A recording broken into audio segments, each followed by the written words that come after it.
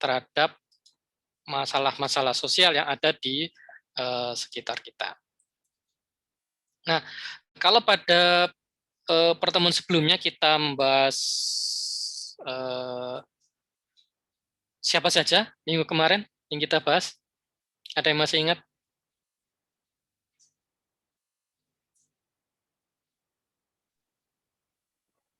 Ayo, ada yang masih ingat nggak minggu kemarin itu siapa saja yang kita bahas?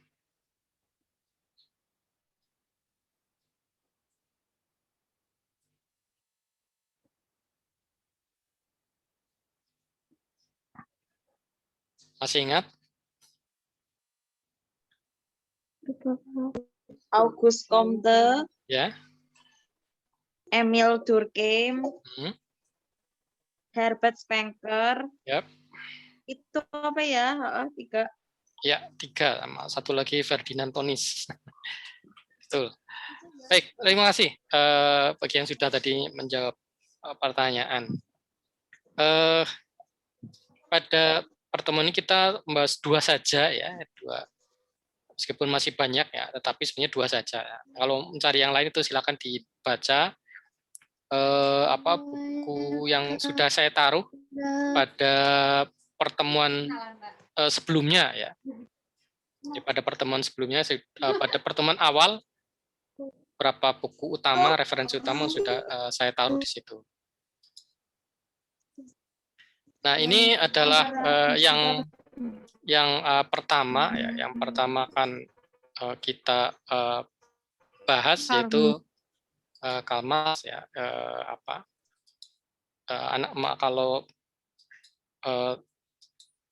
anak-anak FISIP biasanya memanggilnya Mbah Jenggot ya, karena fotonya selalu ditampilkan yang mengenakan jenggot sebetulnya, padahal sebetulnya ya tidak selamanya berjenggot ya, Karl Marx ini. Marx ini beliau lahir di Jerman 1818 di satu kota kecil ya, Trier. Kemudian pendidikan beliau adalah di bidang filsafat, sejarah dan juga ilmu hukum ya. Memang tidak persis sosiologi, tetapi karya-karyanya sangat berpengaruh dalam sosiologi dan ilmu-ilmu sosial lainnya. Bahkan juga dalam ilmu ekonomi, pemikiran Karl Marx juga penting untuk diketahui. Karl Marx tidak pernah menjadi pendidik ya, tidak pernah jadi dosen, tidak pernah mengajar ya. Tapi beliau bekerja sebagai wartawan atau editor majalah dan juga penulis ya, penulis lepas ya. Jadi tidak terikat pada perguruan tinggi tertentu ya. Agak berbeda dengan beberapa pemikir klasik lainnya seperti Auguste Comte kalau salah yang juga mengajar, yang pernah mengajar paling tidak. Salah satu sahabatnya Marx ya, terutama yang sangat berpengaruh juga adalah orang yang namanya Friedrich Engels. Kalau Engels ini orang Austria, yang juga namanya juga besar, terkenal di sana ya, sehingga di kota Wina, ibu kota Austria itu ada nama jalannya, Jalan Friedrich Engels ya, yang pernah di sana ya, yang ada di sana. Ya. Kebetulan saya pernah ke sana beberapa tahun yang lalu untuk sebuah konferensi ya. Saya melihat ada jalan itu, Jalan Friedrich Engels. Meskipun Marx ini asli Jerman, tetapi beliau berkarir kebanyakan justru di Inggris, terutama di London. Karya-karya beliau yang terkenal itu ditulis di perpustakaan British Library ya, perpustakaan Inggris di kota London ya. Bahkan konon kursi yang pernah beliau duduki ketika menulis salah satu bukunya yang paling terkenal yaitu Manifesto Komunis itu masih ada ya, konon ya, saya juga nggak tahu ya, saya cuma pernah lihat tahun 2002 ya, ketika kuliah di Inggris, pernah mampir di sana dan sempat duduk ya di kursi itu selama beberapa detik ya, karena tidak boleh lama-lama diduduki. Tapi ketika saya ke sana lagi tahun 2017 ya, itu sudah tidak ada, kayaknya sudah masuk di gudang ya, tidak boleh diperlihatkan lagi ya kan saking reotnya itu. Nah, tentunya mereka merawat kursi itu bukan karena percaya mistik ya, bukan karena persoalan tahayul ya, tapi karena persoalan merawat sejarah ya. Jadi kalau mereka suka merawat barang-barang kuno bukan berarti mereka percaya pada mistik ya, tapi ya karena ya ini ya sebagai bagian dari sejarah yang penting sehingga perlu diabadikan ya, dengan cara merawat benda fisiknya. Sampai meninggalnya juga di Inggris itu ya makamnya masih banyak yang ziarah ke sana istilahnya ya. Nah, jadi kalau kita membaca beberapa buku tentang Marx ini ya, beberapa tulisan yang juga sudah saya unggah di Ikhlas Siska ini ada 2 periode Marx ya, ada yaitu Marx muda dan Marx tua. Ya. Jadi Marx muda itu sebelum tahun 1848 ya. Jadi kalau tadi lahir tahun 1818 berarti 1848 itu 30 tahun ya. Jadi sebelum umur 30 tahun ya. Jadi pemikiran beliau sebelum umur 30 tahun itu berbeda dengan setelah umur 30 tahun ya. Jadi pada masa Marx muda itu tema pemikirannya lebih cenderung humanis ya. Humanis itu artinya itu sangat mementingkan isu kemanusiaan ya. Jadi yang banyak ditulis adalah isu-isu tentang kemanusiaan. Kemudian salah satu tema pemikiran yang paling dominan adalah tentang alienasi. Nah ini ada 3 karya utama ditulis pada tahun 1848, jadi sebelum tahun 30, sebelum usia 30 tahun, jadi sudah menghasilkan 3 buku. Nah, jadi luar biasa. Jadi sekarang pun ya orang muda yang usianya belum 30 tahun sudah menulis beberapa buku ya kan sangat jarang ya. Mungkin kalau pada masa sekarang ini sudah dieluk-elukan, wah ini orang cerdas ya, muda cerdas menulis 3 buku ya, itu minimal 3 buku ya. Karya-karya utamanya lain, karya-karya lain juga ada sebetulnya. Jadi viral mungkin ya istilahnya kalau Marx itu di depan masa sekarang beliau pasti jadi viral ya. Jadi banyak diliput oleh media ya. Pada waktu itu ya biasa saja karena pada masa itu ya banyak orang yang menulis banyak buku ketika usianya masih muda. Ya. Jadi 3 ini Economic and Philosophic Manuscript of 1844, ya. Manuskrip Ekonomi dan Filsafat tahun 1844 ya. Thesis on Feuerbach tahun 1845 ditulisnya. Jadi beliau menulis kritik terhadap pemikiran Feuerbach, seorang pemikir besar juga di Jerman. Dan karya utama yang ketiga, A Critic of German Ideology, ya, tulis selama setahun ya, tahun 1845 sampai 1846. Itu pada periode Marx muda ya, karena pemikiran utamanya tentang alienasi. Alienasi itu ya keterasingan. Jadi orang dianggap terasing dari dirinya sendiri, dari situasinya sendiri ya. Jadi alienasi itu mengacu penjelasannya adalah bahwa ketika manusia itu masuk dalam sistem yang namanya sistem kapitalis, maka manusia itu menderita keterasingan ya. Karena sistem kapitalis membuat orang itu tidak manusiawi lagi ya. Nah, menurut Marx, yang membedakan manusia dengan makhluk-makhluk lainnya adalah karena manusia itu bekerja ya. Jadi hal utama yang membedakan manusia dengan makhluk lainnya adalah manusia itu bekerja ya. Jadi bekerja dalam konteks Marx itu bukan sekedar mencari penghasilan, tetapi bekerja itu adalah mewujudkan kemanusiaan. Bekerja itu bukan sekedar mencari penghasilan. Nah, namun sistem kapitalis membuat manusia itu bekerja semata-mata mencari penghasilan, sehingga kemudian dia terasing dari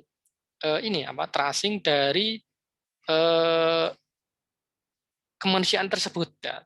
Terasing dari jati dirinya yang bekerja itu, ya, menurut Marx itu. Nah, mengapa manusia terasing ya dari dirinya sendiri ketika sistem kapitalis masuk ya, karena sistem kapitalis itu mengenalkan, misal salah satunya adalah gaji berupa uang, ya. Gaji berupa uang yang mengganti pekerjaan manusia, mengganti hasil kerja manusia. Jadi ketika manusia bekerja, dia dinilai bukan lagi dari segi dia itu sudah mewujudkan kemanusiaannya, tapi dia sudah bekerja, ya dia dibayar gitu. Nah, adanya bayaran inilah yang dianggap itu tidak memanusiakan manusia. Ketika orang itu sudah dibayar, maka apapun yang dia kerjakan menjadi milik orang yang membayarnya. Gitu. Karena otomatis orang yang membayar manusia yang sudah selesai bekerja adalah orang yang kemudian memiliki pekerjaannya dia. Gitu. Nah, jadi itu sebabnya. Jadi misalnya kita diminta oleh seorang yang cukup kaya untuk misalnya membuat rumah. Ya. Nah, selesai kita bekerja membuat rumah, maka kita dibayar oleh orang yang memesan kita untuk membuat rumah. Maka kita tidak bisa mengklaim, tidak bisa menganggap bahwa rumah itu adalah karya kita, ya. Karena sudah dibayar kita itu. Jadi kita tidak punya lagi hak milik atas apa yang kita kerjakan. Jadi itu. Jadi dulu sebelum ada sistem kapitalis, orang ya memiliki apa yang dia kerjakan. Nah, sekarang tidak, dalam sistem kapitalis orang apa yang dia kerjakan sudah diganti dengan uang. Artinya itu orang tidak bisa menyatakan itu adalah hasil cipta dia. Ya. Nah, ini yang disebut sebagai alienasi, dia diasingkan dari pekerjaan dia, hasil pekerjaan dia. Padahal yang membuat dia sebagai manusia adalah ketika dia bekerja. Nah, asalnya itu ketika kapitalisme semakin berkembang, maka pekerjaan itu semakin lama semakin terbagi-bagi ya. Taruhlah ketika kita bikin mobil ya, ketika kita bikin mobil maka kita bisa mengklaim mobil itu hasil pekerjaan kita karena ada orang lain juga mengerjakan itu ya.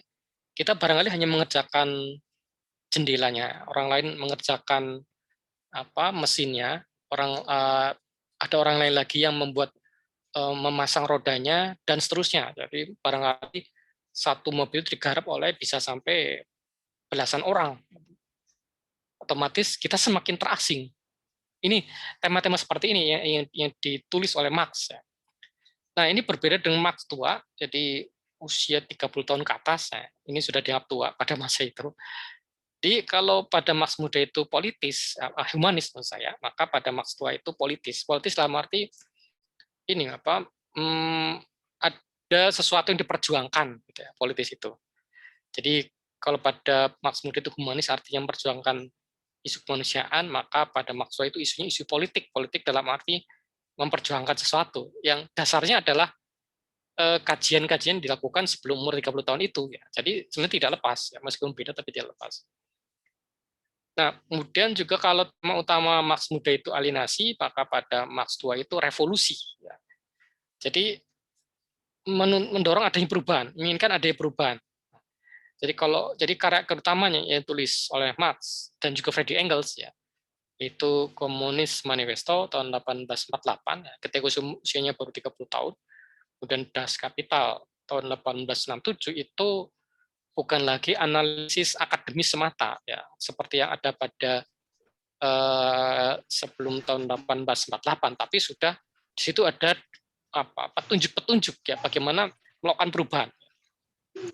Saya dalam buku komunis manifesto komunis itu Marx itu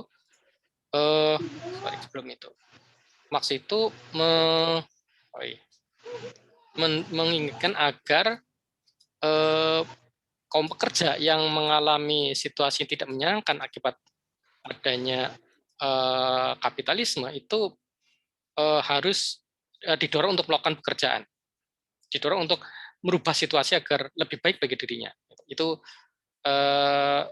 dalam Komunis Manifesto. Kemudian pada Das Kapital beliau menuliskan secara rinci ya, jadi tentang apa yang membuat kapitalisme itu berjaya dan bagaimana mengalahkan kapitalisme itu.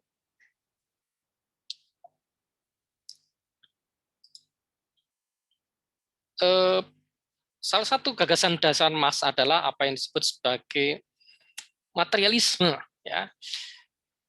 Materialisme bukan dalam pengertian ini, dalam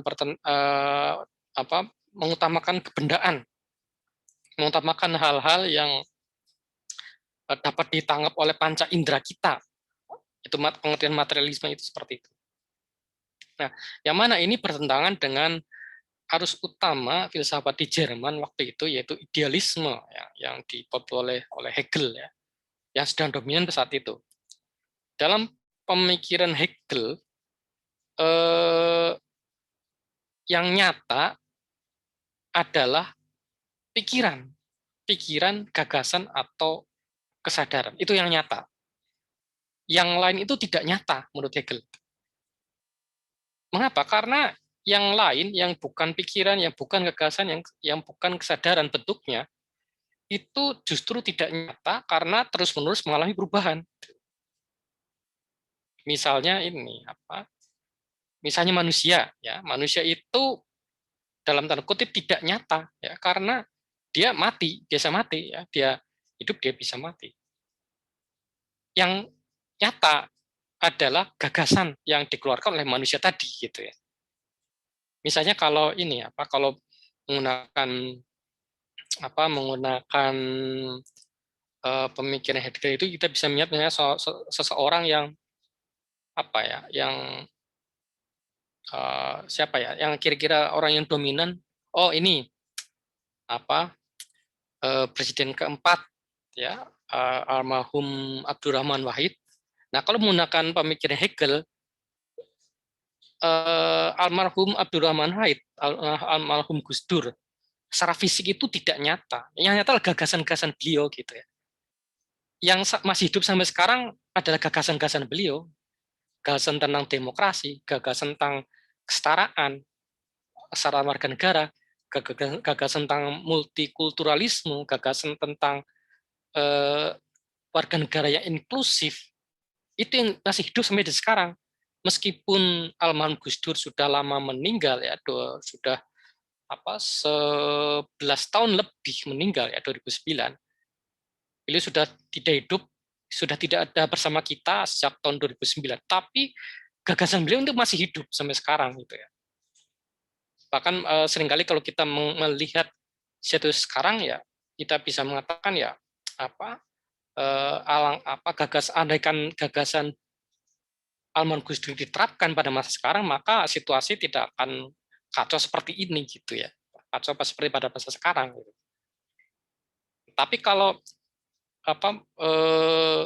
kalau kita hanya fokus pada sosok hidupnya, sosok fisiknya, ya, dia sudah tidak ada. Tapi yang masih adalah gagasannya. Nah, karena itu menurut Hegel, karena yang masih terus berlanjut, ya, masih tetap ada sampai sekarang adalah gagasan, maka yang nyata adalah gagasan itu. Itu kira-kira ya penerapan pemikiran idealisme Hegel seperti itu. Tapi kalau menurut Marx tidak, yang nyata ya apa yang nampak, ya, pikiran, gagasan, kesadaran itu tidak nyata. Jadi ini gambarannya seperti ini, ya, seperti pohon, gitu ya.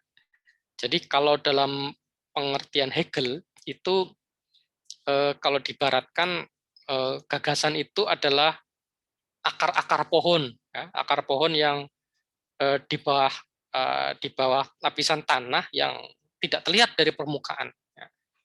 Yang terlihat dari permukaan adalah batang pohonnya dan juga ini ranting, daun, dan seluruhnya.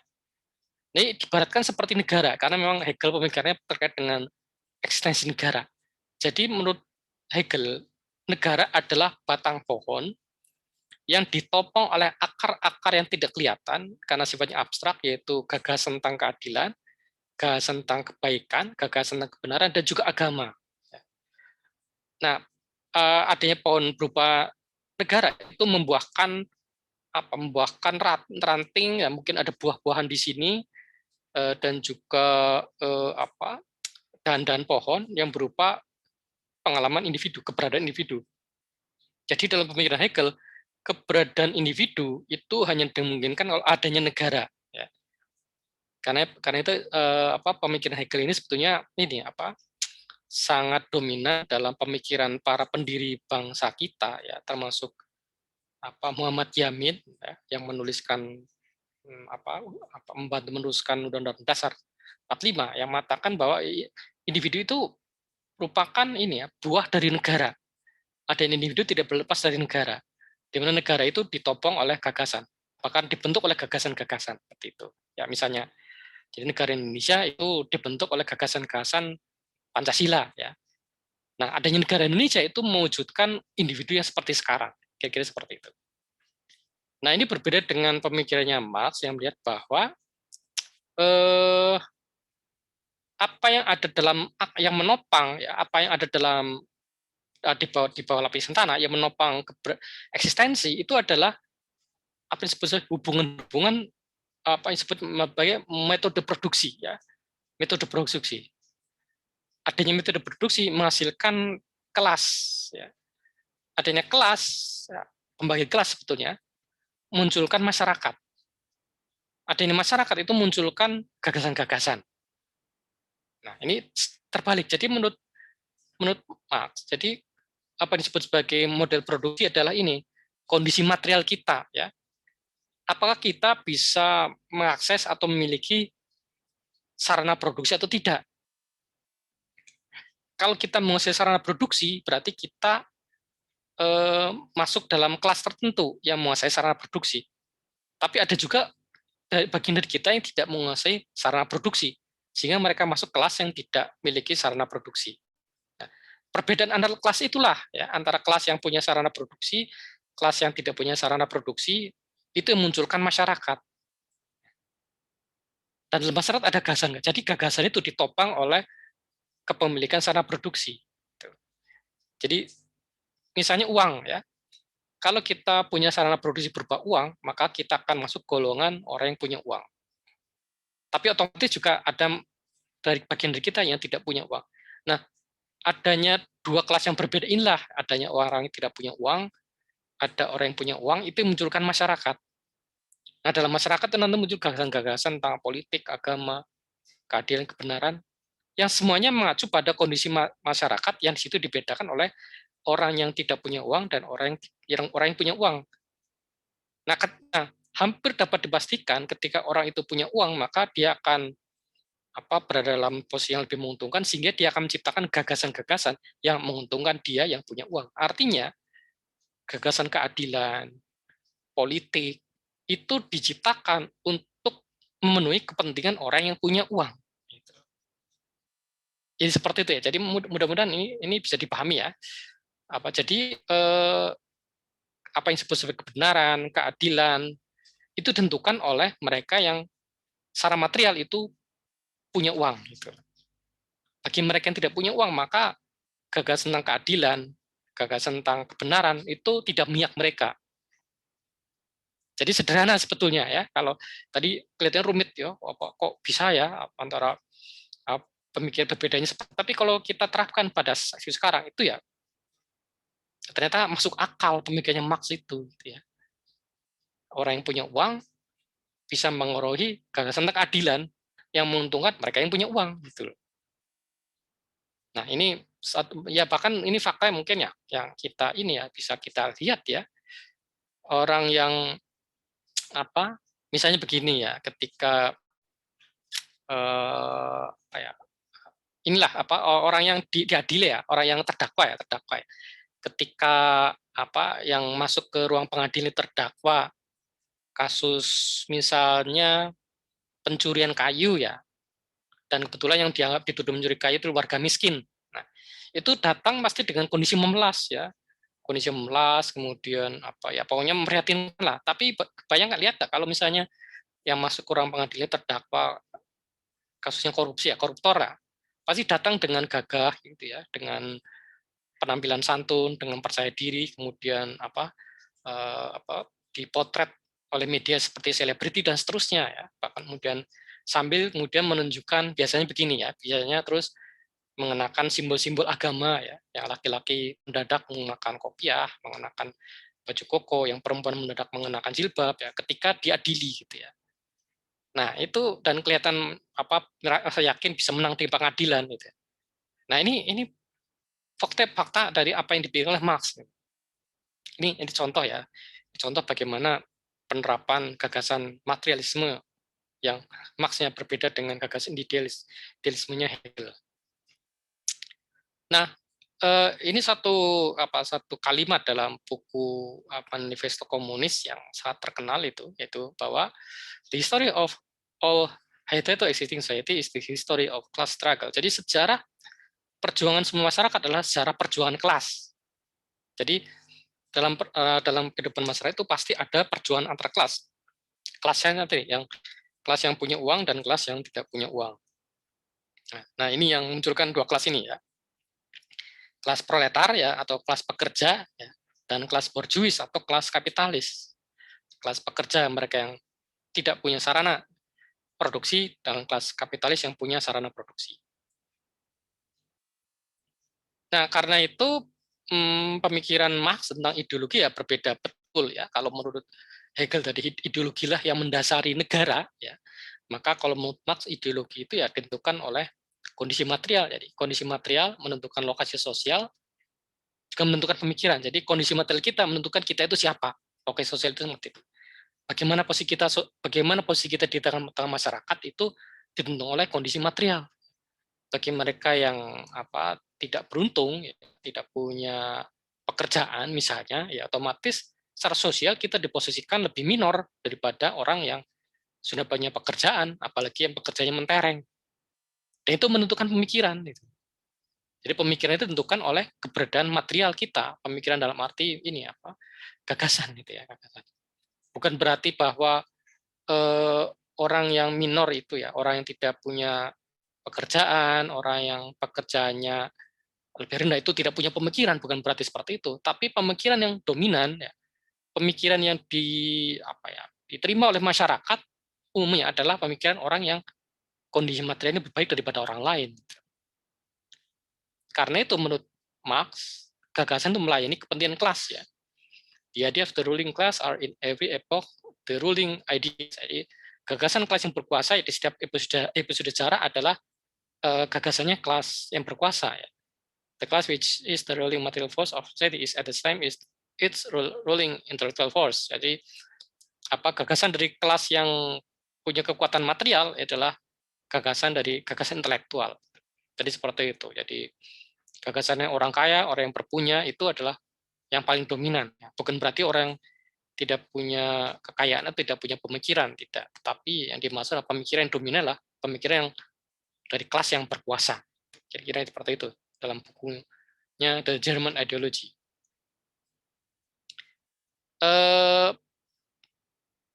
Marx juga di satu sisi juga melanjutkan ini pemikiran Hegel tentang apa yang disebut sebagai dialektika. Ya. Jadi gagasan tentang dialektika itu adalah tidak ada yang tetap dan permanen. Semuanya selalu mengalami perubahan. Ya. Tidak ada yang tidak berubah. Ya. Kecuali mungkin gagasan. Ya. Kalau gagasan itu ya tetap, tapi tetap pun tidak tetap persis sama, tapi pasti ada perubahan-perubahan. Namanya gagasan itu tidak mungkin gagasan A misalnya sepanjang sejarah ya A, tapi pasti ada A1, A2, A3, A plus, A minus dan seterusnya, tapi tetap A. Gitu. Nah kemudian kedua segalanya terdiri dari kekuatan pihak yang saling bersaingan, jadi bertentangan ya. Jadi dalam semua hal itu pasti ada pihak-pihak yang bertentangan. Nah, tidak mungkin tidak ada pihak yang tidak bertentangan, pasti selalu ada pihak yang bertentangan, itu pasti. Tidak mungkin tidak ada yang tidak bertentangan. Yang mana ini akan menciptakan ya, persaingan dalam sejarah, ya baik dalam semua hal. Dalam ruang kelas itu juga pasti ada pertentangan dalam ruang kelas. Kepentingan pendidik dengan kepentingan yang dididik itu pasti berbeda. Gitu. Bahkan di antara orang-orang dididik itu ya pasti ada kepentingan berbeda-beda. Gitu. Keseimbangan selalu bergeser dan satu pihak seringkali mengalahkan yang lain. Jadi selalu ada pergeseran keseimbangan ya. Jadi dia tidak pernah sama gitu ya. Jadi tidak selamanya misalnya kelas yang berkuasa itu akan terus berkuasa. Gitu. Pasti suatu saat dia akan digantikan kelas yang lain seperti itu. tidak mungkin selamanya ada orang yang bisa katakanlah memerintah masyarakat. Pasti ada suatu saat pasti ada orang lain yang menggantikan kekuasaan dia. Hasil dari pertentangan seperti ini adalah kenyataan yang baru dengan kontradiksi internal. Ya. Makanya sejarah itu tidak seperti lingkaran. Ya. Sejarah itu spiral. Spiral itu kan ini ya, dia berputar tapi ya mengarah ke yang lain ya. Berputar tapi putarannya tidak ketemu. Kalau spiral itu kan, kalau putarannya ketemu ya itu lingkaran, bukan spiral. Kalau spiral itu sejarah itu berputar tapi putarannya selalu mengarah ke hal yang lain, hal yang baru. Jadi sejarah itu seperti kalau kita melihat per seperti ini per motor itu kan bukan lingkaran bentuknya gitu ya. Coba lihat saja per motor tidak itu kan seperti tidak seperti lingkaran, tapi ya dia bergerak ke arah yang berbeda meskipun bentuknya lingkaran ya. Seperti lingkaran bentuknya tapi tidak pernah sama, tidak pernah ketemu gitu. Jadi arahnya bisa ke atas bisa ke bawah. Nah, itu artinya hal-hal yang baru itu dibentuk oleh hal-hal yang lama, tapi pasti tadi tidak sama persis. Karena ada kontradiksi di dalam sejarah itu. Nah, perkembangan manusia itu seperti itu. Nah, di sini makanya kita kenal istilah tesis. Ya. Jadi ada tesis, pasti ada antitesis. Ada yang suka, pasti ada yang benci. Gitu. Sehingga muncullah sintesis. Dari tesis antitesis, maka muncullah sintesis. Yang mana sintesis ini merupakan tesis yang baru. Gitu. Nah, tesis yang baru akan muncul antitesis lagi. Antitesis akan muncul sintesis, sintesis ada antitesis, kemudian muncul sintesis baru. Ya, jadi ini dialektika ya, dalam sejarah itu dialektika seperti itu. Ya, jadi Marx memperlihatkannya dengan tahapan-tahapan perkembangan masyarakat yang mana pada awalnya itu adalah tesisnya atau situasi yang ada pada awalnya adalah waktu itu hanya ada feudal lords, jadi para bangsawan feodal. Kemudian antitesisnya adalah serf and peasants, jadi para petani kecil ya, serf and peasant itu, para buruh tani dan petani kecil. Serf itu buruh tani, peasant itu petani kecil. Ini tesis antitesis karena ada perbedaan yang jelas antara bangsawan feodal dengan petani gitu ya. Dari segi material jelas berbeda. Nah, sintesisnya adalah muncul kotak baru ya. Nah, karena ketika petani itu merasa tidak puas terus-menerus berada di bawah kekuasaan bangsawan, mereka itu lari ke tempat lain, pergi ke tempat lain yang masih belum ada bangsawannya. Pergi ke tempat lain yang belum di bawah pengaruh bangsawan itu, mereka membuat kota, menciptakan kota baru. Ya. Jadi muncul kehidupan kota ya. Dan antitesisnya muncul gilda itu muncul ini lagi. Jadi mereka yang membuat kota baru yang tadinya petani kecil itu bikin gilda itu semacam pabrik ya. Semacam pabrik yang pekerjaan banyak orang. Otomatis mereka menjadi sosok penguasa baru kan, petani kecil itu karena mereka bikin kota. Nah, muncul orang-orang yang bekerja pada mereka di gilda-gilda itu. Nah, sintesisnya adalah muncul para pengusaha dan kemudian orang-orang yang tadinya bekerja di gilda di pabrik itu keluar dari pabrik, mereka bikin usaha baru, bikin usaha sendiri. Entrepreneur, muncullah kaum pengusaha, entrepreneur. Ini tesis baru, ya, merupakan sintesis dari tadi adanya kehidupan kota dan gilda. Nah, antitesisnya adalah muncul kaum proletar, orang yang tidak punya sarana produksi, sedang entrepreneur atau pengusaha adalah mereka yang punya sarana produksi. Sintesisnya adalah munculnya masyarakat tanpa kelas, yang disebut sebagai komunisme ini. Nah, jadi sini ingin saya uraikan sekilas. Jadi sebetulnya apa yang disebut sebagai komunisme itu adalah gagasan tentang masyarakat tanpa kelas. Tidak memperhatikan orang itu beragama atau tidak beragama. Jadi kalau sekarang ada yang mengkaitkan komunisme ini dengan ateisme, itu salah besar. Secara teoritik, secara konseptual, itu tidak ada hubungannya antara komunisme dengan ateisme. Gitu. Karena yang ateisme berkaitan dengan gagasan tentang entah itu menolak ketuhanan, menolak konsep Tuhan, ataupun menolak adanya Tuhan itu sendiri, Kalau masyarakat tanpa kelas nggak ngurusi itu, nggak ngurusi urusan langit. Urusannya masyarakat kelas ya, masyarakat tanpa kelas ya, hidup masyarakat yang tidak ada perbedaan antara kaya dan miskin itu ya. Jadi begitu. Jadi memang secara praktis bisa saja biasa seorang komunis itu ya seorang ateis ya, tapi seorang ateis bisa jadi seorang kapitalis gitu ya. Tapi seorang kapitalis tidak mungkin komunis, orang komunis tidak mungkin kapitalis ya. Jadi itu ya, jadi itu tambahan tambahan penjelasan untuk mengklarifikasi ya. Jadi kalau misalnya yang mengatakan komunisme itu berbahaya, komunisme itu anti agama ya, sebetulnya secara konseptual tidak ada hubungannya ya. Memang pada masa lampau memang ya kekuatan komunis memang berada pada situasi yang bertentangan dengan kelompok-kelompok agama ya. Dan secara memang betul seperti itu sehingga terjadi konflik sosial horizontal ya. Tetapi itu semuanya terjadi karena kekuatan komunis pada masa itu ingin mungkin kesalahan mereka adalah ini terlalu bernafsu menerapkan gagasan gagasan dari undang-undang pokok agraria ya. Jadi mereka menganggap bahwa orang-orang yang punya tanah adalah ini ya termasuk kapitalis ya. Padahal kan yang punya tanah banyak itu bukan hanya pengusaha, bukan hanya bukan hanya kelas kapitalis, tapi memang kenyataannya ya para kiai di masa lampau kan juga punya banyak tanah. Nah, mereka menyamakan kiai itu dengan kapitalis ya, karena punya tanah. Itu kesalahan mereka, sehingga kemudian terjadi konflik ya. Sehingga muncul kesan bahwa komunis itu bertentangan dengan agama. Padahal sebetulnya tidak ada hubungannya gitu ya, karena tadi pertentangannya karena persoalan sosial itu, karena penafsiran kekuatan komunis yang terlalu ketat ya, terlalu berlebihan terhadap undang-undang agraria yang baru disahkan oleh Orde Lama. Dan sampai sekarang sebenarnya masih ada undang-undang agraria itu, tapi tidak diterapkan. Nah, itu kemudian ini menyebabkan konflik sehingga kemudian ya kekuatan komunis dimusuhi kekuatan-kekuatan agama. Padahal secara konseptual sebenarnya tidak ada hubungannya. Tapi artinya ini lebih ke permasalahan politik ya. Konflik antara komunis dan agama itu lebih ke persoalan politik karena secara konseptual ya, secara teologis itu seharusnya tidak saling bertentangan seharusnya gitu ya. Karena berbeda urusannya. Kira-kira seperti itu. Nah, kemudian menurut Marx masyarakat selalu terbagi menjadi dua kelompok besar ya, penindas dan ditindas, yang muncul karena perbedaan akses 4 sarana produksi ya.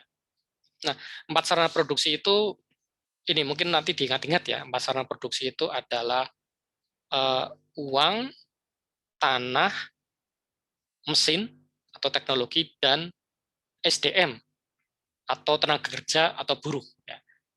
Jadi 4 sarana produksi ya kalau mau gampangnya uang, tanah, teknologi, dan tenaga kerja. Itu 4 sarana produksi.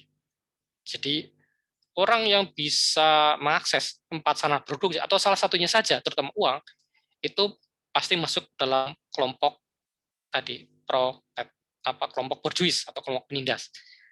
Orang yang tidak punya akses terhadap sarana produksi, terutama uang, itu adalah kelompok yang ditindas atau proletar.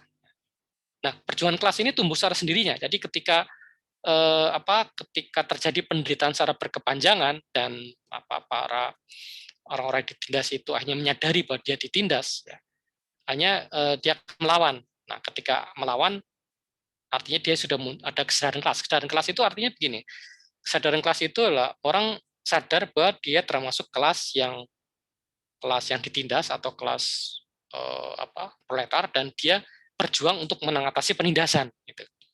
Itu kesadaran kelas. Nah, ini ada yang kesadaran kelas akan mendorong perjuangan kelas antara kelas proletar dan borjuis. Nah, maka selalu muncul dikotomi ini ya, orang bebas atau orang bebas versus budak, bangsawan versus masyarakat desa, raja versus hamba sahaya, pemilik alat produksi versus buruh. Nanti mungkin ini ya, ini saya kira perlu dicatat ya, kelas sosial sebagai sarana analisis sosial. Nah, jadi nanti kalau melakukan analisa sosial itu bisa diamati ya. Ketika misalnya mengamati masyarakat desa, kira-kira ada nggak dalam masyarakat desa itu ada orang-orang yang punya akses sarana produksi, sementara yang lain itu tidak punya sarana produksi. Siapa saja orang-orang di suatu desa yang punya salah satu dari uang, tanah, teknologi, dan tenaga kerja, ya, dan mana yang tidak punya itu. Kalaupun masyarakat desa rata-rata punya akses terhadap semuanya, mana yang paling di kelompok mana atau di orang-orang mana sarana produksi itu ngumpul. Jadi mungkin bisa dilihat ini adalah desa itu yang mana yang punya banyak pengaruh, ya. Yang mana orang yang paling punya banyak pengaruh dalam masyarakat, dan mana orang yang paling punya kekayaan dalam masyarakat. Apakah orang yang paling punya banyak pengaruh itu ternyata orangnya sama dengan orang yang juga paling punya banyak kekayaan? Nah, itu bisa melakukan analisis kelas untuk melihat persoalan-persoalan kemiskinan yang ada di desa. Makanya revolusi sosial itu menjadi jalan atau alat bagi masyarakat yang tertindas untuk menjadi kelas yang berkuasa sebelum kemudian dihancurkan oleh revolusi sosial. Jadi seperti spiral, gitu ya. Jadi kelas yang tadinya tertindas melawan kelas penindas, dia menjadi penguasa, penguasa penindas baru. Nanti penindas baru akan dilawan oleh kelas yang dia tindas, dan terus-menerus akan seperti itu. Jadi tidak pernah selesai memang, ya. Selalu terus-menerus ada, ya, pertentangan, konflik sosial ada dalam masyarakat. Tidak akan pernah berhenti. Justru karena tidak akan berhenti, maka sejarah itu berlanjut. Kalau kalau berhenti, ya sudah, berarti sejarah tidak berlanjut, manusia sudah selesai. Ya. Tapi karena manusia terus-menerus berkembang, ya maka terus-menerus muncul seperti ini. Atau memang perkembangan manusia itu berkembang karena konflik-konflik sosial itu. Jadi nanti kalau dalam penelaahan lebih lanjut, nanti memang namanya teori sosial itu ada teori yang melihat adanya konflik sebagai sarana perubahan sosial. Kalau tidak ada konflik, tidak ada perubahan sosial. Gitu. Tidak ada dinamika masyarakat kalau tidak ada konflik.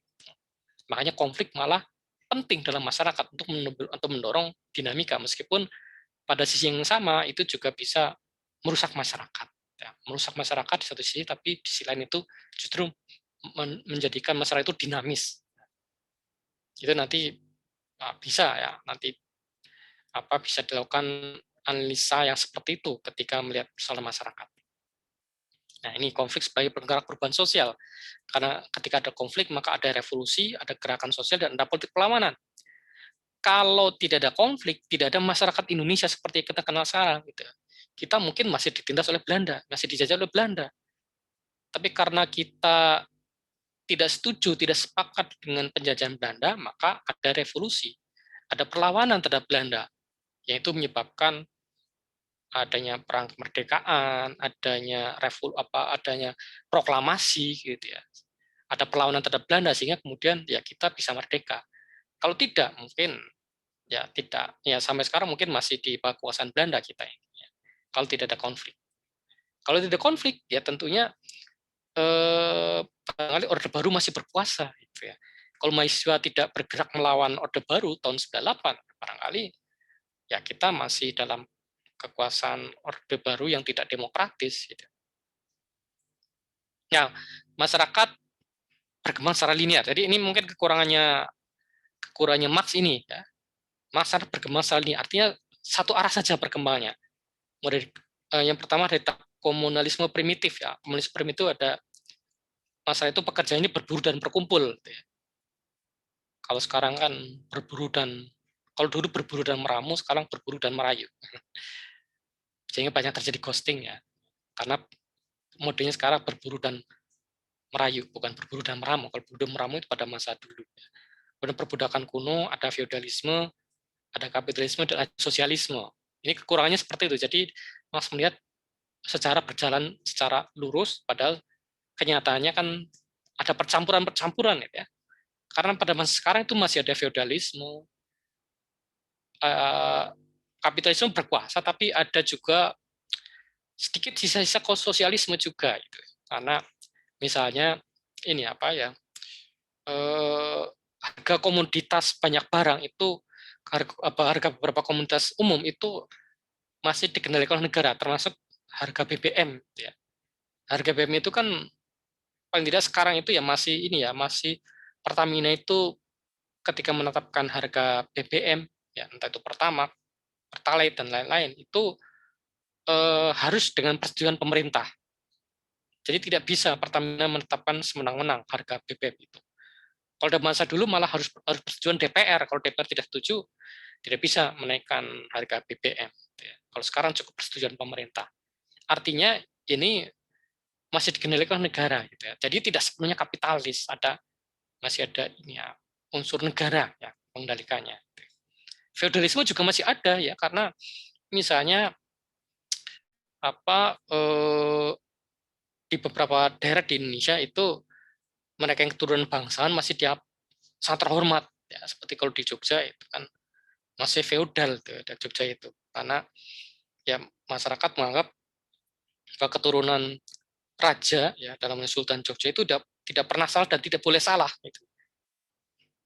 Makanya kalau para akademisi di Jogja, terutama dosen-dosen di UGM gitu ya, itu tidak berani mengkritik keluarga kesultanan, terus keluarga sultan tidak berani mengkritik ya.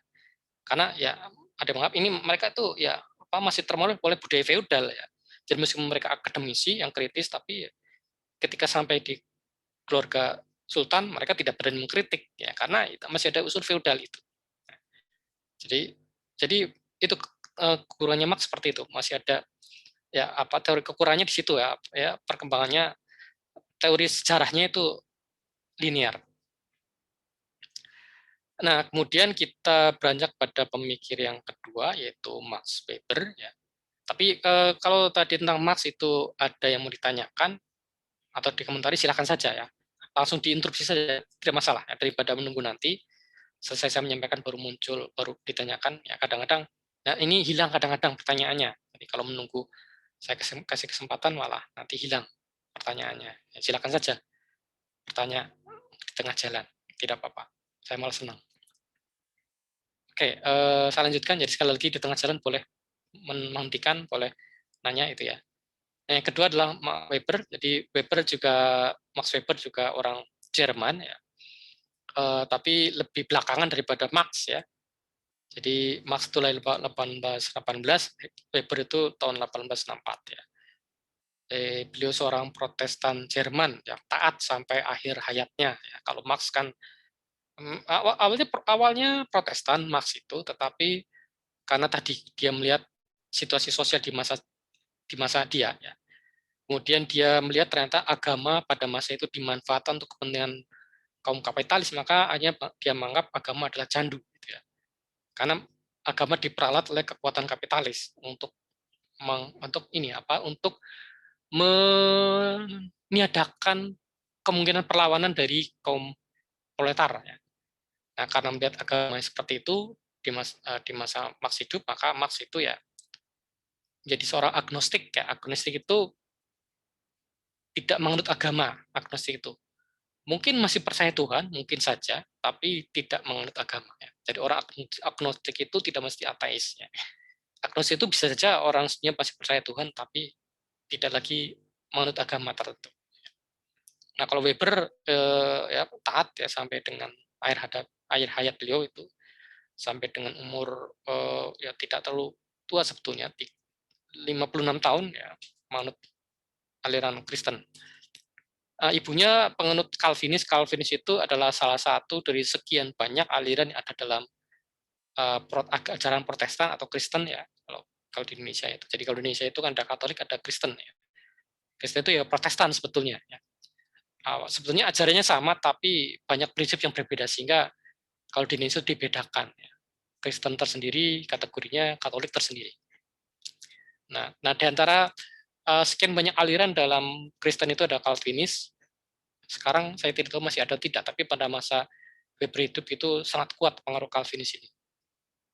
Dan itu mengaruhi pemikiran Weber ya, nanti akan saya uraikan sedikit. Ayahnya politisi borjuis Jerman, jadi dari kelas menengah ya kira-kira Max Weber ini. Di lulusan Fakultas Hukum di salah satu universitas tertua di Jerman, Heidelberg, mengajar di Universitas Berlin, ya. Dia sempat bertugas di militer dan sempat menjalani diri sebagai anggota parlemen. Makanya Weber ini juga pemikirannya tentang politik dan administrasi publik itu juga diterima ya. Bahkan dalam ilmu administrasi publik ya peran Weber itu sangat kuat dalam mengembangkan ilmu ini. Manajemen kebijakan publik, administrasi publik itu tidak lepas dari pemikiran Weber ya. Mungkin kalian ingin S2 di bidang itu ya pasti ketemu lagi dengan pemikiran Weber ya. Mungkin ada yang melanjutkan magister ilmu administrasi ya itu Weber pasti ketemu pemikirannya. Nah, berbeda dengan Marx yang tidak pernah secara spesifik yang menyebutkan landasan analisisnya apa, atau landasan analisisnya ya anaknya kelas tadi sebetulnya Weber Marx tadi. Tapi kalau kalau Weber itu berbeda. Jadi kalau Marx itu meletakkan analisa sosialnya, melakukan analisa sosial berdasarkan situasi kelas, maka Weber meletakkan analisa sosialnya pada tindakan sosial. Jadi tindakan sosial terjadi ketika para aktor melekatkan makna subjektif terhadap tindakan mereka, yang itu disertai dengan adanya interaksi antara mereka, antara para aktor dalam konteks sosial historis, ya, termasuk dalam konteks perubahan sosial. Jadi begini, jadi kalau menurut Weber, ketika kita punya makna subjektif terhadap setiap tindakan kita, maka dan itu pasti ya, pasti ketika kita melakukan tindakan itu pasti ada makna subjektif. Itu termasuk tindakan sosial itu. Misalnya ini saja apa? Ketika kita misalnya mengirimkan pesan kepada orang lain, meskipun itu misalnya kalau menggunakan WhatsApp, apa yang kita kirimkan bukan kata, ya, bukan kata, bukan video, bukan gambar, tapi misalnya hanya emoji, ya, misalnya mendadak kita kirim jempol atau tanda hati misalnya, itu kita sudah punya tindakan sosial itu sebetulnya. Karena ketika kita mengirimkan itu, mengirimkan emoji itu kita punya makna subjektif terhadap emoji itu.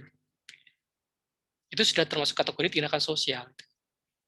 Apalagi kalau kita ada interaksi, bahkan misalnya emoji dibalas dengan emoji, itu sudah jelas sudah itu tindakan sosial. Gitu ya.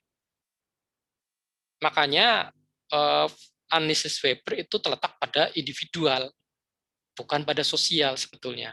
Jadi lebih banyak individual. Kalau Marx kan tadi lebih banyak sosial ya. Kalau Weber lebih banyak ke individuanya. Jadi bagaimana kita maknai tindakan kita sendiri dan bagaimana kita berinteraksi dengan orang lain gitu. Bahkan tindakan kita misalnya ketika kita misalnya melempar batu ke sungai ya. Ketika lemparan batu itu mengenai seseorang, apalagi ketika kita memang sengaja. Nah, seorang yang saya sedang nongkrong di sungai ya, sedang melepaskan hasrat alamiahnya. Saya tidak mau menyebutkan itu karena mungkin ada yang nanti jorok lah. Tapi kalau ya kata netral itu ini ya, melepaskan hasrat alamiahnya di sungai. Ya. Tahu sendiri sedang ngapain kalau di sungai, apalagi pagi-pagi ya. Dan mungkin rumahnya belum punya jamban gitu ya, dilepaskan di sungai. Ya. Itu dan kita melempar batu ke dia. Sengaja tidak sengaja, apalagi kalau sengaja, itu tindakan sosial. Gitu. Karena ketika lemparan batu kita mengenai dia, atau sekedar menyipratkan air, dan itu pasti menimbulkan reaksi, itu sudah tindakan sosial. Ya, apalagi kalau memang kita sengaja, nah itu sudah betul-betul tindakan sosial. Kadang makna subjektif dilekatkan pada tindakan kita tadi. Nah, dalam konteks luas, ya kalau kita berinteraksi, saling berikan makna subjektif, itu merupakan bagian dari analisa sosial. Jadi analisa sosial itu letak pada tadi tindakan-tindakan individual tadi, gitu ya. Nah, menurut Weber, tindakan sosial sekecil apapun itu bisa menjadi dasar dari perubahan sosial. Ketika kita menciptakan perangkat yang kita gunakan untuk berinteraksi, meskipun tadinya itu perangkat itu hanya untuk memudahkan kita, maka ini lama-kelamaan menimbulkan perubahan sosial. Contoh sederhananya tadi yang saya sebutkan ya, ketika pertama kali orang membuat teknologi yang namanya WhatsApp ya, teknologi yang namanya WhatsApp itu kan sebetulnya awalnya itu kan hanya agar mempermudah interaksi ya. Tetapi sekarang WhatsApp sudah menjadi bagian perubahan sosial. Mengapa? Karena sekarang segala sesuatu itu ini apa bisa masuk atau di WhatsApp-kan gitu ya. Informasi tentang kemarin yang rame itu apa ada penangkapan ya, penggeledahan ya, rumah teroris di Sumampir di Purwokerto ya itu informasi itu menyebar kemana-mana gara-gara WhatsApp tadi. Semua orang mendadak bicarakan itu karena WhatsApp. Semua orang mendadak bicarakan Banyumas lebih khusus Purwokerto karena WhatsApp. Ini sebenarnya perubahan sosial gitu ya.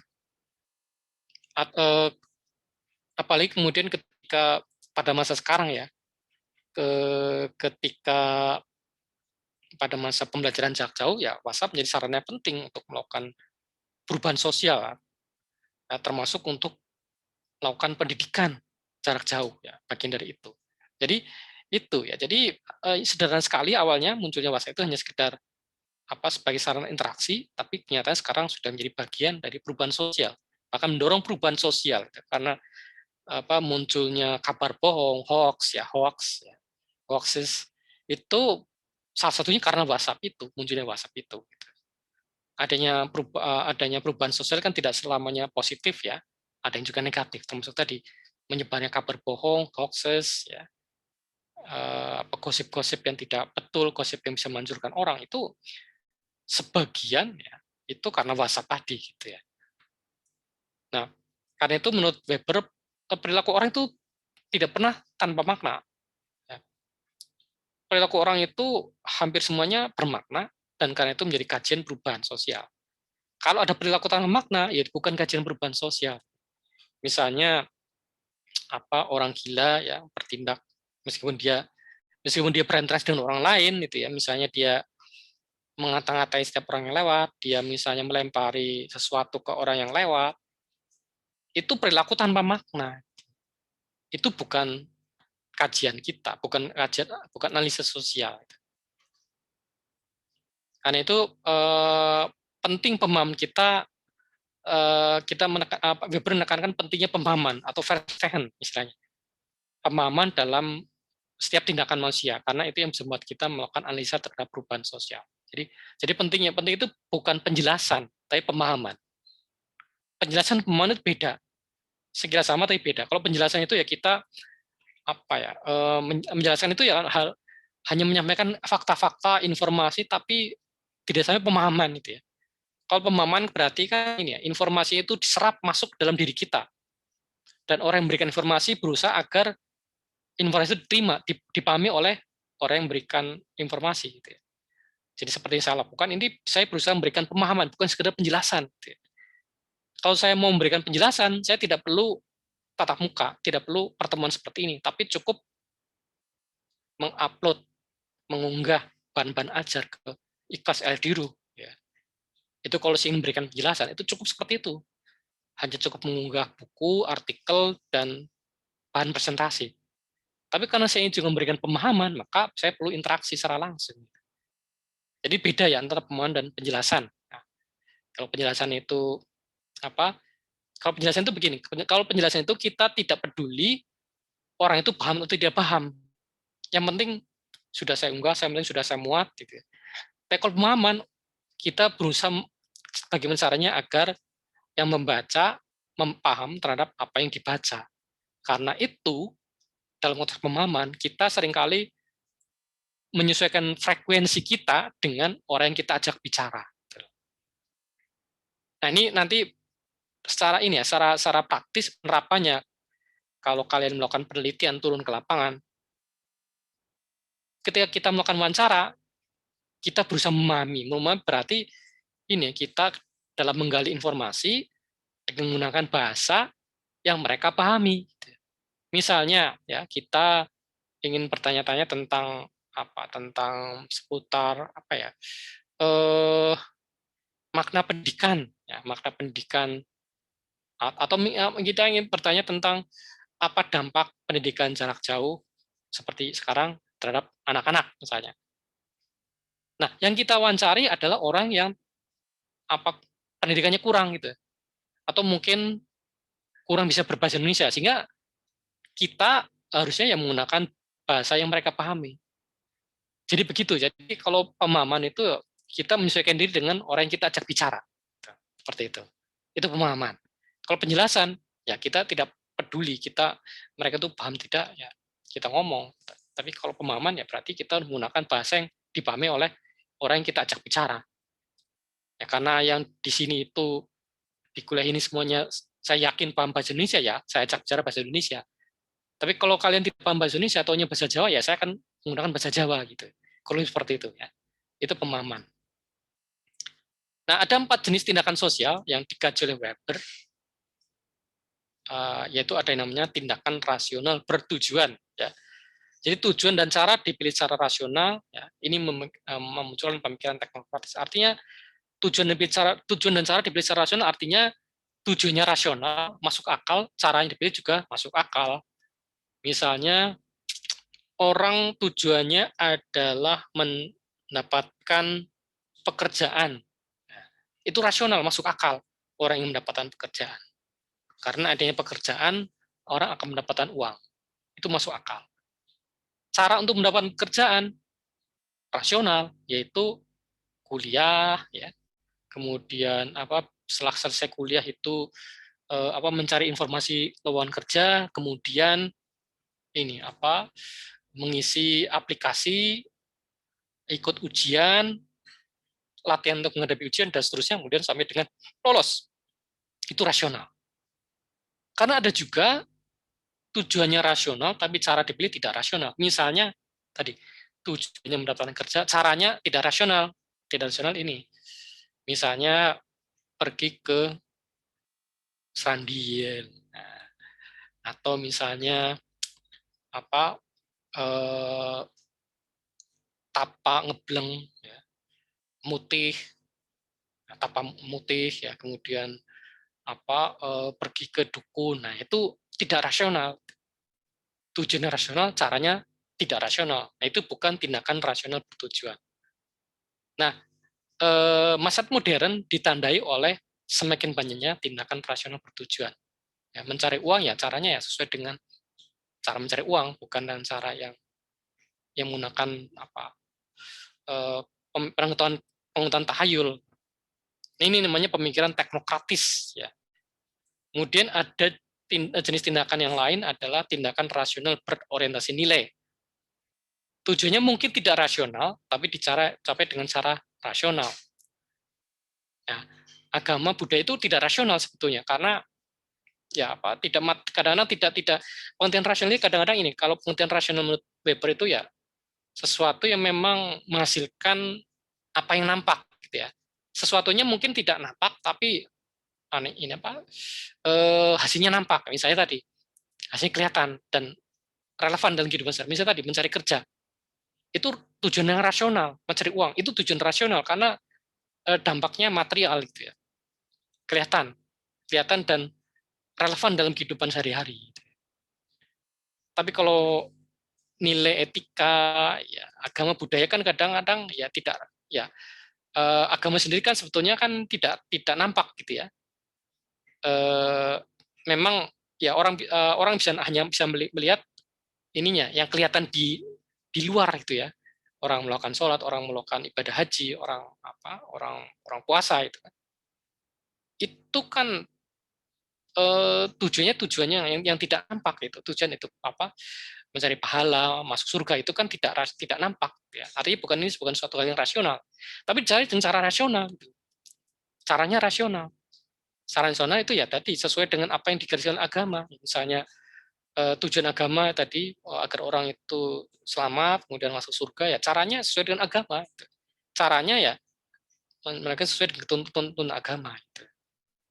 Bukan dicapai dengan cara-cara yang tidak rasional dalam arti tidak sesuai dengan tuntutan agama. Jadi ada kesinambungan. Ya. Jadi pengertian rasional itu tidak mesti sesuatu yang ini ya, sesuatu yang kalkulasinya untung rugi, ya. Bukan tidak mesti kalkulasinya bukan kalkulasi yang selalu menghasilkan uang, tapi ya sesuai dengan tujuan-tujuan agama itu.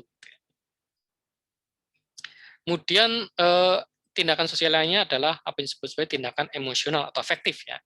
Ini dasarnya pada kondisi emosi tertentu dari aktor dalam memilih tujuan dan cara. Artinya ini orang barangkali tujuannya rasional, tapi caranya mungkin emosional gitu ya. Misalnya ini apa? Orang tujuannya adalah memperoleh kembali harta benda yang mungkin sudah diambil oleh orang lain. Itu rasional judulnya. Tapi caranya emosional. Misalnya karena dia tidak karena dia itu emosional, dia itu juga emosionalnya mungkin karena tidak cukup punya saran untuk mengambil alih hartanya, maka dia misalnya melakukan tindakan bunuh atau melakukan tindakan yang ya sifatnya emosional gitu ya, menghilangkan nyawa orang yang punya harta dan seterusnya. Jadi kita melakukan tindakan itu dasarnya emosional atau afektif ya, termasuk misalnya kadang-kadang juga tujuannya tidak rasional, caranya juga tidak rasional. Misalnya apa ya? Mungkin juga pernah kalian alami sendiri ya. Apa sudah tidak lagi punya hubungan dengan seseorang tapi terus-menerus stalking Instagramnya, itu kan itu tindakan emosional atau afektif gitu ya. Yang ya Pak ya, karena kita masih punya rasa meskipun dia sudah tidak ada bersama kita ya kita ikuti terus dia itu dengan siapa, ngapain gitu ya, kemana, di mana, dengan harapan agar dia masih sendiri sehingga kita masih bisa punya harapan gitu kan. Nah, itu termasuk tindakan emosional. Nah, ada juga tindakan tradisional didasarkan pada kebiasaan atau tradisi, nyaris tanpa pemikiran. Misalnya ini ya apa? Oh, misalnya ini ya, menjelang puasa banyak masyarakat Jawa yang melakukan nyadran ya. Atau paling tidak ini apa? Ziarah ke makam seperti tadi saya pagi siang itu ziarah.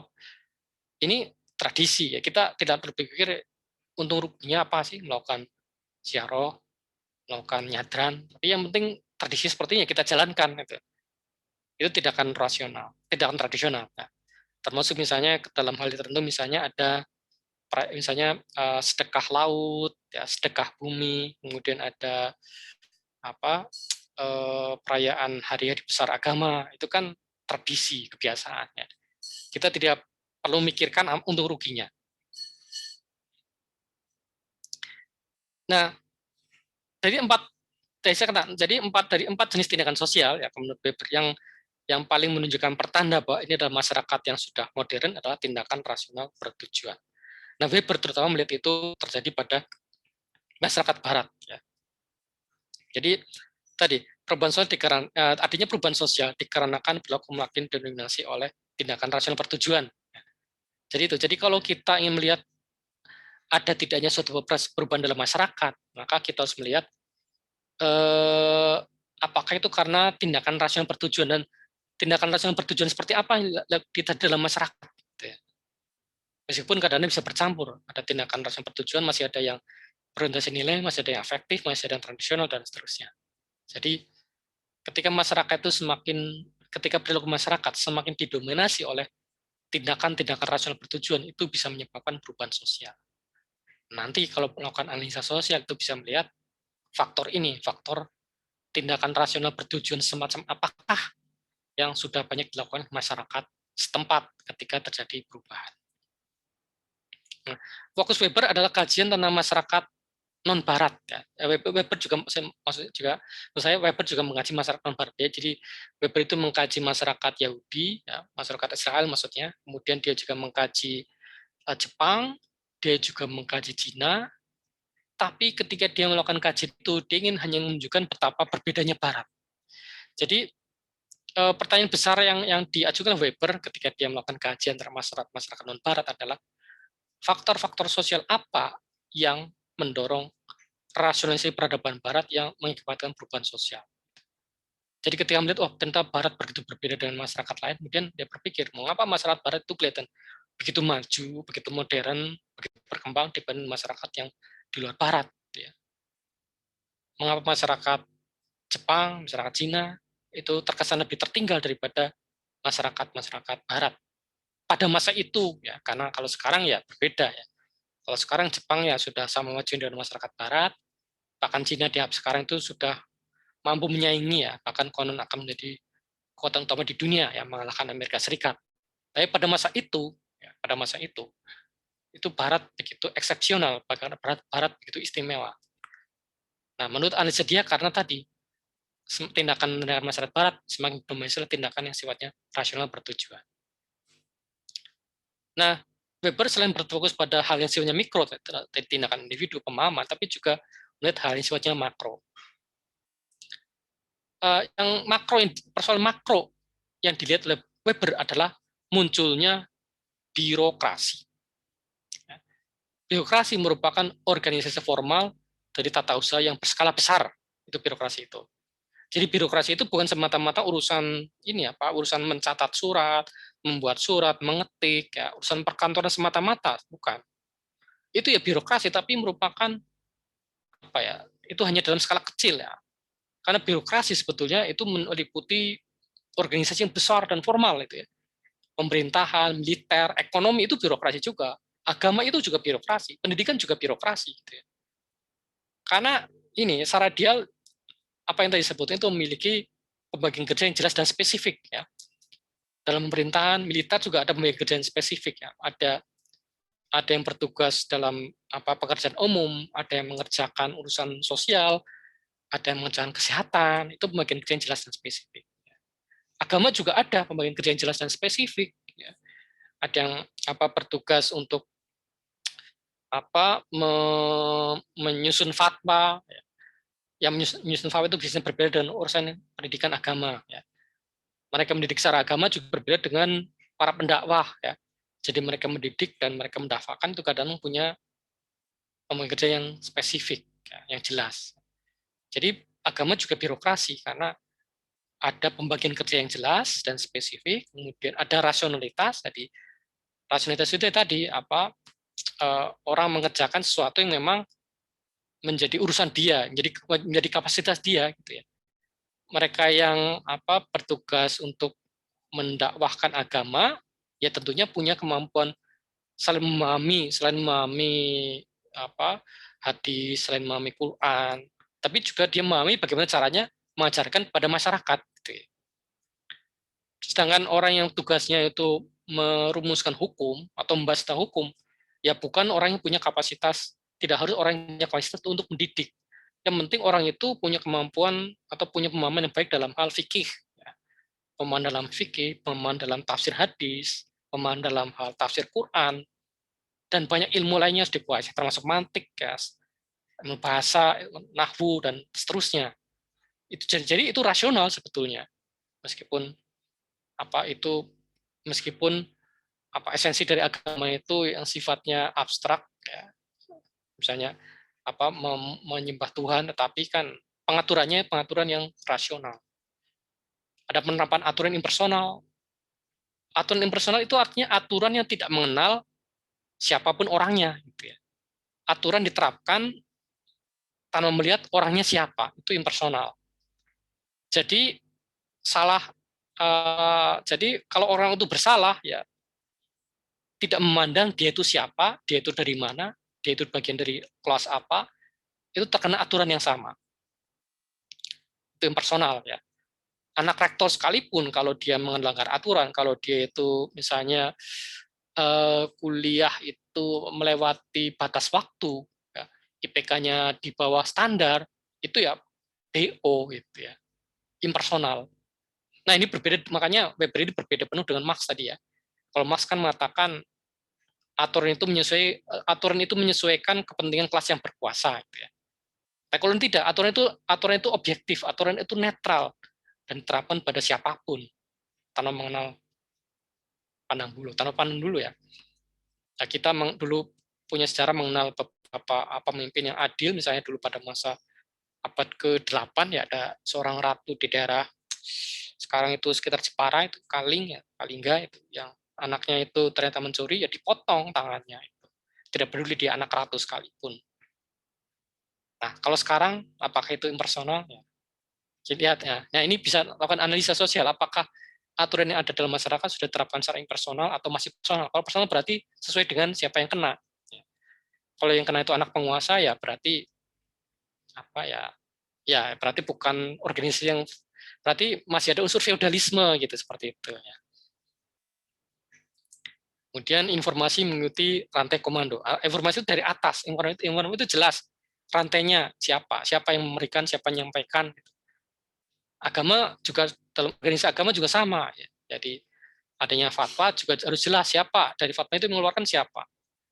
Kemudian apa hubungannya antara MUI pusat dengan MUI daerah? Apakah boleh misalnya MUI daerah mengeluarkan fatwa yang berbeda dengan MUI pusat? Kalau misalnya MUI daerah itu menyatakan misalnya Ahmadiyah itu sesat, tapi MUI pusat mengatakan Ahmadiyah tidak sesat misalnya. Nah itu yang mau diikuti yang mana? Nah itu harus ada aturan yang jelas. Gitu. Harusnya sih kalau menggunakan rantai komando ya yang diikuti aturan MUI pusat. Harusnya seperti itu. Pelaksanaan secara rutin sehingga orang dapat diganti dengan mudah. Jadi siapapun orangnya, kalau itu dilaksanakan secara rutin ya tidak masalah. Gitu.